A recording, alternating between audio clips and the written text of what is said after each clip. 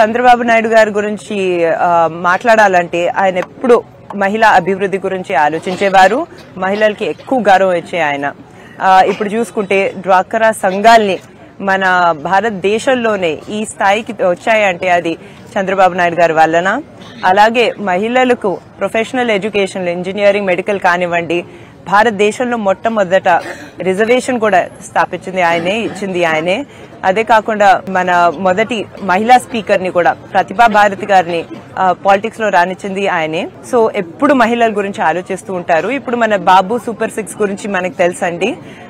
మహిళలకి వాళ్ళ పిల్లల విద్య కోసం ఏదైతే చాలా ముఖ్యం, దానికోసం 15,000 రూపాయల గ్యారంటీ ఇవ్వటం జరుగుతుంది. అదే కాకుండా 18 to 59 సంవత్సరాల మహిళలకు ప్రతి నెల 1,500 రూపాయలు వచ్చేటట్టు చూస్తున్నారు. ఉచిత బస్ ట్రాన్స్పోర్ట్ వచ్చేటట్టు కూడా చూస్తున్నారు. అదే కాకుండా మహిళలకి 3 గ్యాస్ సిలిండర్లు ఉచితంగా వచ్చేటట్టు చూస్తున్నారు.